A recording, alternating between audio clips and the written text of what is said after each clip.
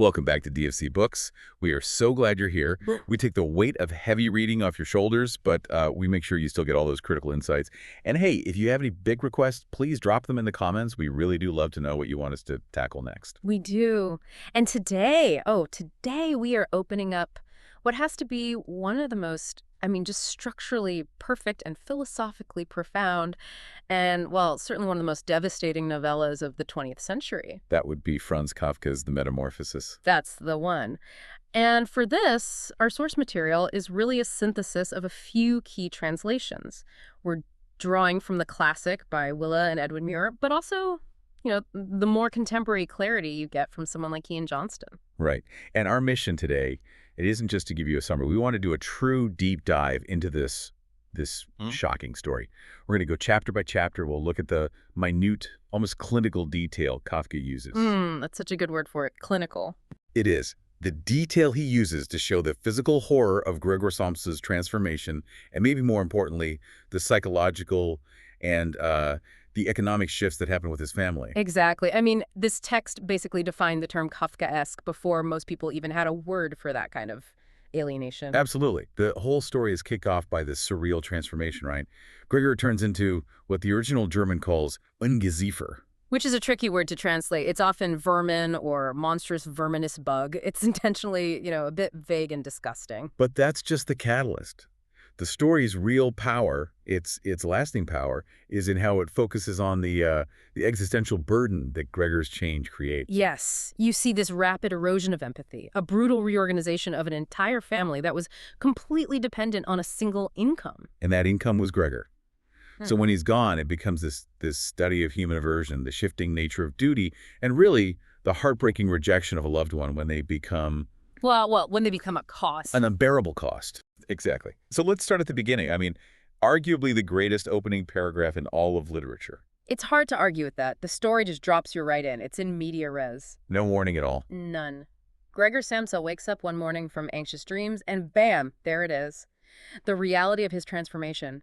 Kafka gives you no preamble, no explanation, just the immediate physical fact of it. And the detail is so important. He doesn't let you, just imagine some cartoon bug. He forces you right into Gregor's new skin, or his new shell, I guess. Right. The first thing we see is he's lying on his armor-hard back. That image alone suggests he's trapped, he's immobile. Yeah, and he can see his own stomach. His brown, arched abdomen divided into these rigid, bow-like sections. It sounds, less like an animal and more like a badly made machine. That mechanical quality is so key, because when he tries to move, what happens? His legs, his numerous legs, pitifully thin, they just flicker. They flicker helplessly. It's this picture of total helplessness. And yet the most fascinating part is Gregor's own reaction, or his lack of reaction. The cognitive disconnect, it's astounding. He's a giant insect, but his first thoughts are completely human, they're mundane, they're rooted in, of all things, capitalist anxiety. He's worried about work. Yeah. He tries to rationalize it. He thinks, oh, maybe it's just an awkward lying position. And his voice has changed. He hears this irrepressibly painful squeaking, and his conclusion... It's just the onset of a real chill and occupational illness. Yeah. He thinks he has a cold. The physical impossibility is completely overridden by the professional impossibility of missing his train. This is where we have to talk about alienation. Okay. It's so central to Kafka and to that whole early 20th century anxiety. Gregor's identity is completely 100% wrapped up in his job. He's a traveling salesman. His entire being is defined by the stresses of trade, which he says are much greater than the work going on at head office. His life is just the cycle of travel and worry. So his transformation, it's not just physical. It's the physical manifestation of his emotional and psychological collapse under the weight of his job. And what's driving that job? Pure, brutal duty. We find out he's working to pay off a massive debt. A debt his parents owe to his boss. He's literally sacrificing his life for them. He figures it'll take another 5 or 6 years. And only then he thinks he can make the big break and quit. Tell the boss what he really thinks. It's the ultimate tragedy. His body fails him at the exact moment his mind is still a prisoner to this economic obligation. It's the irony, isn't it? His body finally gives him the separation he's been dreaming of, but he can't see it as freedom. He only sees it as a catastrophic failure of his duty. And then there's that small, really poignant detail in his room, the one human thing he seems to cherish. The picture. the gilt-framed picture from a magazine. A woman in a fur hat and a fur boa. It's this tiny private dream of glamour or maybe escape. A little piece of a life he might have had. A vestige of human desire clinging to his wall. And that picture, as we'll see, becomes incredibly important later on. It's like a lightning rod for what's left of his humanity. Okay, so while he's having this internal crisis, the outside world starts knocking. Literally, the clock is ticking. The clock is the real antagonist here at the start. It shows 6:45. The 5 a.m. train is long, long gone. And his family is getting worried. But then, it's not just them.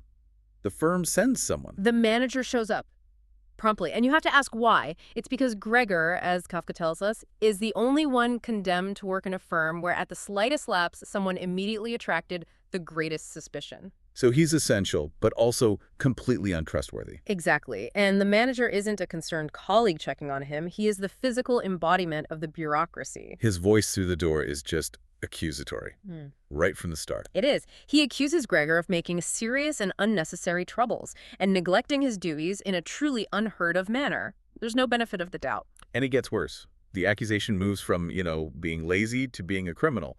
The manager mentioned something the chief had suggested. A possible explanation for your neglect, it concerned the collection of cash entrusted to you. He's basically accusing him of theft, of running off with the company money.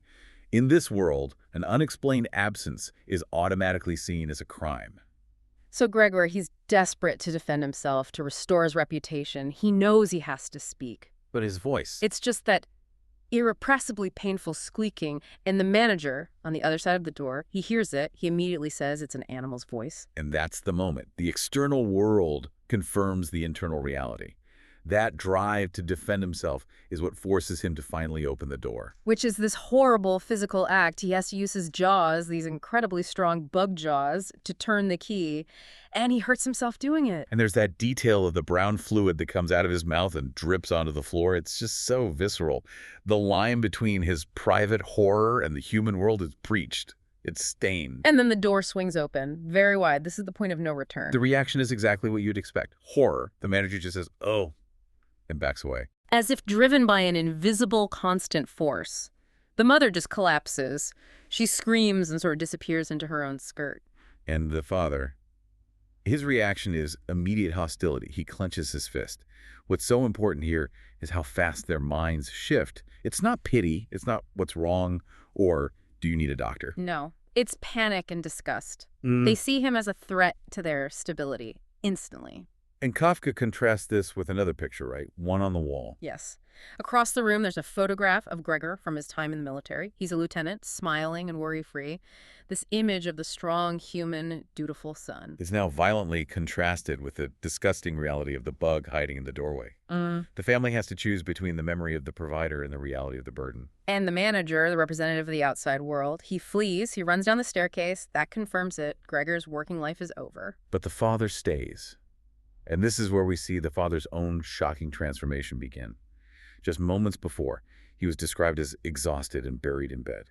Exactly. A figure of vulnerability. But now, he's rigid. He's dressed in a tight-fitting blue uniform. Kafka says it's like a bank servant's uniform. It's a symbol of this hidden strength, this latent professional identity. It's like the institutional authority that Gregor worked for has now been internalized by his own father. He's no longer the tired old man. He's an agent of order. That's a powerful way to put it. And he acts like one. He picks up the manager's cane, which was left behind in the panic, and a newspaper, and he literally drives Gregor back into the room. It's violent. It's an expulsion, not an act of care. His only thought is containment. He forces Gregor through the narrow doorway with a strong, liberating push, and this push severely wounds Gregor's side. The first of his major injuries. Yeah. And it leaves these ugly blotches on the white door. That door, which was the boundary between his two lives, is now permanently marked by his father's violent rejection. And just like that, Chapter 1 is over. The premise is set, but more than that, the psychological fault lines of the family are exposed. The character we knew as Gregor Samsa is, for all intents and purposes, already dead. Right. Only this residual consciousness is left inside the shell, sealed off and wounded. Which brings us to Chapter 2 and the slow, corrosive process of this new normal setting in. The drama of the initial confrontation gives way to this grinding despair of adaptation and the slow breakdown of any remaining compassion. Gregor wakes up in the evening. He's in pain. His left side is a long, unpleasantly stretched scar. One of his little legs is just dragging lifelessly behind. That injury from his father becomes this permanent physical symbol of the family's rejection. And the change is total. Yeah. It's biological now. His sister, great, she puts out his favorite human food, milk with bread. But he's repulsed by it. It causes him the aversion. He won't touch it. His biology is rejecting his old life. Greet, though, at least initially, she's the only one who tries to help. She sort of takes charge. She becomes the caretaker. She's the bridge figure, the go-between for the family and the bug. She tries to figure out his new tastes. And what she brings him is, well, it's garbage. It's refuse. Old half-rotten vegetables, bones, some cheese, dry bread, all laid out on an old newspaper. Which tells you everything, doesn't it? He's been demoted from a human to a waste product. And of course, he finds the cheese, which he once would have found inedible, completely delicious. He sucks on it greedily. Gricket performs this duty with this almost ritualistic self-control. She whisks the leftovers away with a rag, dumps them in a bucket. She tries not to look. Her care isn't born of love. It's born of obligation, and she's trying to manage her own profound disgust. While all this is going on, Gregor's still listening. He's isolated, but he's listening at the door. And he overhears his father laying out the family's financial situation. This is the realistic core of the whole fantastic story. They find out there was a little bit of money left over from the father's business collapse 5 years ago. Money that Gregor's earnings had been adding to. But it's not much. The father reveals it's only enough to last them for 1 or at most 2 years. The pressure is immediate. Gregor's entire life was spent providing for them, and the second he can't, their safety net is revealed to be almost non-existent. And so the question becomes, who will work? The mother is asthmatic, and Greet. Well, Greet is a 17-year-old child who has lived a life of leisure. The roles have to shift completely. The provider is gone. Meanwhile, Gregor starts to adapt to his new body. He finds these strange little moments of contentment.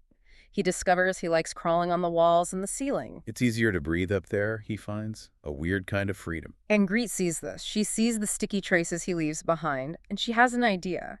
She decides they should remove the furniture to give him more room to crawl. On the surface, it seems like an act of kindness. But really, it's a move toward accepting the monster as permanent.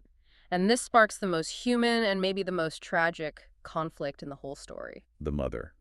She's horrified by the idea. She understands the symbolism perfectly. She whispers that removing the furniture means they're giving up all hope of an improvement, that they're leaving him to his own resources. She's worried that if the room becomes a cavern, he'll forget his human past entirely. The furniture is an anchor to his human identity. Exactly.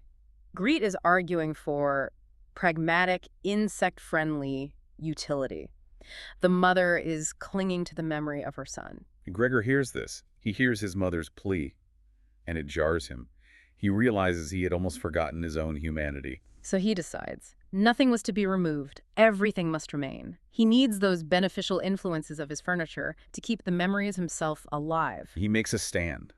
A physical stand to save the one thing that matters most to him. The picture, the woman in furs. He chooses his human past over the convenience of his insect present. Greed, of course, is just frustrated. She sees her practical solution being undermined by her mother's sentimentality. The tension is really building between them. And that leads us right to the terrifying midpoint of the narrative, just before the second, really brutal confrontation. It's a moment that shatters any last hope for reconciliation. But before we crawl back into that, take just a moment to subscribe to DFC Books. If you're enjoying this deep, detail-oriented analysis of Kafka's brilliance, make sure you hit that subscribe button. We promise you will not want to miss our next deep dive, tailored for curious listeners just like you. Okay, so back to Gregor, clinging desperately to that picture, to the memory of his human life. The mother comes back into the room, and she sees him. He's on the wall, pressing his body against the glass of the picture frame. She just sees this enormous brown splotch on the flowered wallpaper, and it's too much. She screams and faints, collapsing onto the couch. And Great's reaction. It's not concern for Gregor. It's pure fury. Directed right at him, she screams, "Gregor, you!" It's the first time she's addressed him directly with such anger. She runs to get medicine for her mother, and in her rush, a bottle shatters.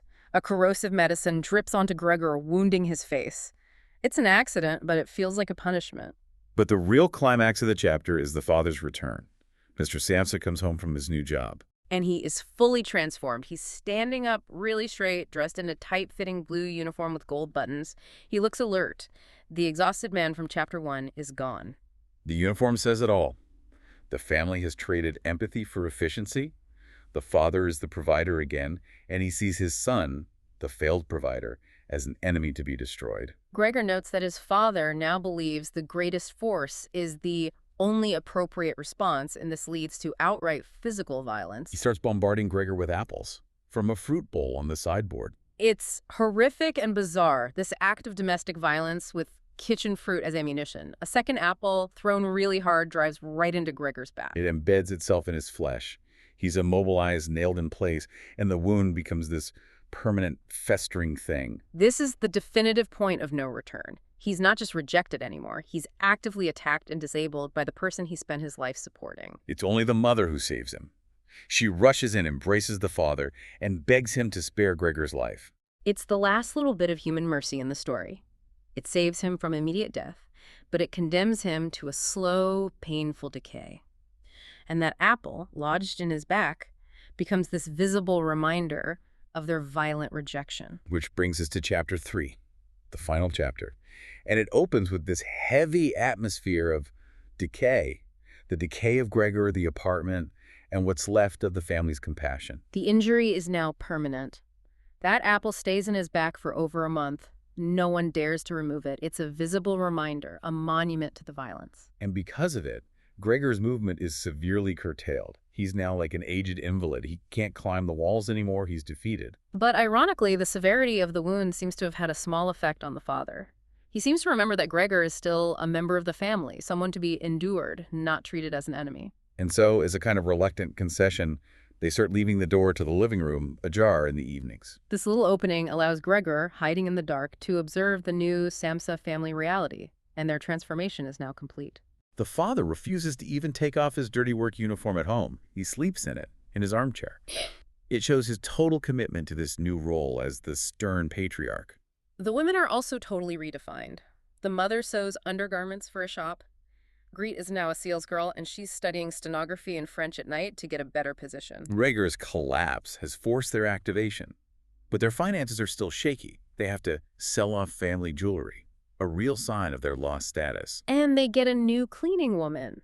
A huge, bony woman who replaces the loyal servant girl who couldn't stand being in the house with Gregor anymore. And Gregor overhears their main complaint, that they can't move out of the apartment, which is now too big for them because it's impossible to move him. They feel struck by a misfortune like no one else, but really, they're trapped by their own despair and self-pity. This despair just breeds neglect. Greet, who used to be the caretaker, is now completely indifferent. She just kicks some food into his room and sweeps it out later. And the room itself becomes a storage closet for junk. Ashes, the garbage pail. He's literally buried under the family's refuse. And then there's the new charwoman. She's a fascinating character. She has no real horror of Gregor. None at all. She treats him with this blunt, casual contempt. She's not horrified, she's just annoyed. She calls him old dung beetle. She even pokes him with a broom. She has completely normalized the monster, reduced him to a pest. And to make more money, the family takes a drastic step. They rent out a room to 3 solemn gentlemen. Lodgers. And these guys are meticulous, demanding. They bring their own furniture. They represent the oppressive demands of the outside world that the Sampolzas are now desperate to appease. They completely take over the house. One evening, Gregor from his dark room watches them eat dinner, and he feels this incredible sorrow. He thinks, I really do have an appetite, but not for these things. How these lodgers stuff themselves, and I am dying. And on that same night, Greet decides to play the violin for the lodgers. And Gregor is just drawn to the music. He feels it's a path to some unknown nourishment. It's a yearning for something beautiful, something spiritual. Ignoring how filthy he is, covered in dust and old food, he crawls into the living room. He has this selfless fantasy of getting his sister to come play just for him. He even remembers his old plan to send her to the conservatory. He thinks maybe his frightening appearance could be useful to protect her. But this moment of artistic longing is shattered. The middle lodger spots him. He just points and says, Mr. Samsa. The music stops. And the lodgers react instantly. They give immediate notice. They want a refund. The middle lodger spits on the floor and calls the conditions disgraceful. This is it, the final disaster. And it's what finally breaks Greet. She becomes highly agitated and she declares it, "We must try to get rid of it." She states emphatically that this monster is not Gregor, and her logic is cold. It's brutal. She says that if it were Gregor, he would have long ago realized that a communal life among human beings is not possible and would have gone away voluntarily. It's the definitive verdict. She places the burden of responsibility entirely on the victim. Her cold pragmatism seals his fate. And Gregor hears all of this, but he doesn't feel anger. He feels this empty and peaceful reflection. He agrees with her. He begins to turn around, to crawl back to his room, feeling that his own thought that he had to disappear was even more decisive than his sister's. His death becomes his final act of love, of self-sacrifice. He remembers his family with deep feeling and love, and then at 3 in the morning, he dies peacefully. His head sinks down, and his last breath flows out. And the person who discovers him is the charwoman, which is fitting. She's the only one who saw him as just a thing to be managed. She yells into the bedroom, "It's Kit the Bucket. It's lying there, totally snuffed." The family's reaction, it's instantaneous, absolute relief. There's no grief. Mr. Sampson says, "Now we can give thanks to God." Greet observes his body. She notes that it's completely flat and dry because he hadn't eaten in so long. It's a clinical observation. The monster is now disposable trash. And the renewal of the family is swift. It's absolute. The father throws the lodgers out, reasserting his control, and then they take a walk. They ride a tram out into the warm sun. They're unburdened. They start talking about the future, about moving to a smaller, cheaper apartment. Their economic viability is immediately restored. And then comes the final, deeply disturbing image of the book. The parents look at Greet. They notice she has blossomed recently into a beautiful and voluptuous young woman. She has been liberated by her brother's death. She's matured. And their thought is immediate. It's practical. They decide it's time to find a good, honest man for her. They are replacing the failed financial provider, Gregor, with a future husband for their now marriageable daughter. It's the ultimate victory of pragmatism over love. So this whole journey through the Metamorphosis, it reveals this profound, tragic arc. A man turns into a bug, and in doing so, he allows his family to finally transform into a self-sufficient unit. Their renewal is only possible through his death and his disposal.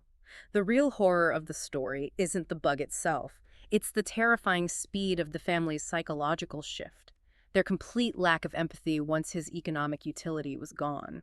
They traded the family unit, which was held together by Gregor's wages, for a future of individual prosperity. Yeah. And it's all symbolized by Gritz's disturbing newfound maturity. Her blossoming. So here's the thought we want to leave you with. What kind of metamorphosis did the family truly undergo? They gained freedom, sure, but they did it by sacrificing their humanity.